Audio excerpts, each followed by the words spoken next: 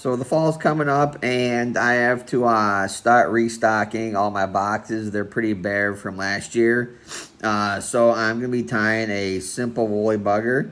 Lots of people have videos on these, but I need some. I need a video, so you're getting a woolly bugger. On this one, you can see I kind of colored up the hackle and the marabou with Sharpies. It's something that I've started doing recently. It gives you a lot of variation. You can make your flies really unique. I'm going to be using a Gamakatsu SP11 in a size 6. I have a brass bead and some lead wire on this. Just use whatever you need for your conditions. I like to have my flies have more of the weight, so I don't have to use split shot. I don't really like using split shot, so I tend to make these a little bit heavier. Just give yourself a nice thread base over that lead wire so it doesn't go anywhere. I'm using Vivis 140. And for the tail, we're going to be using marabou. On this one, I'm going to be tying a black one. I tie these tails in pretty long. I like to break them off with my thumb at the end. I think it kind of looks a little bit better with these smaller tails. And it gives you long fibers and short fibers. And I think it looks better. I don't really think the fish care, but we do a lot of things the fish don't care. So you can see here, there's the center of the marabou. This part here, this little triangle is not really going to move much. So I like to pull that out. You can pull it out beforehand if you want to. Kind of just depends on how I'm feeling. And just come in here with the marabou and just grab it with your thumb. And I like mine to be kind of jagged. They look kind of crappy out of the water. But in the water, they look really good.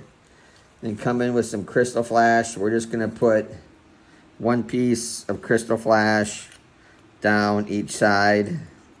Then trim it just a little bit longer than your tail. You can use Flashabou or omit this.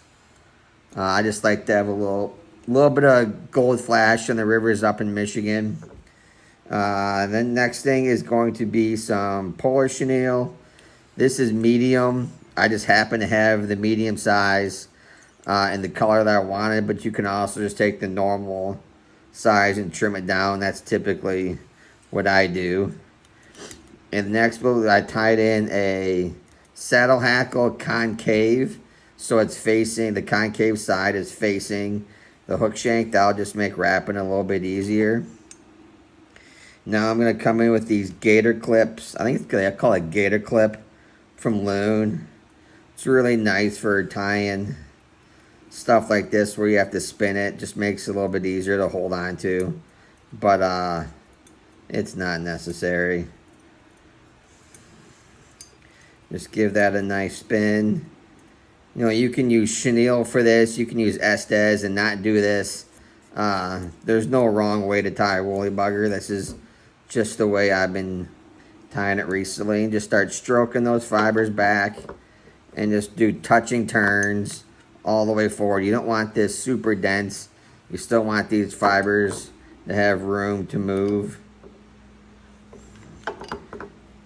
You can use a comb to brush this out too. Typically, you really don't always need to do it much. Just hit it with your scissors a few times and that's usually enough to get all your trap fibers out. So just wrap all the way forward, up to the bead, and tie that off.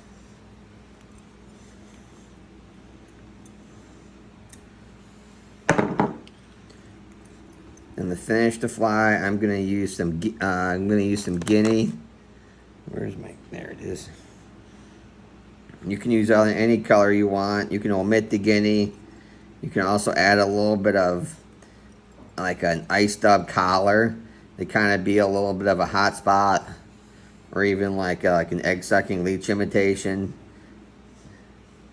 Whatever you want to do to fit the conditions or however you like to fish them.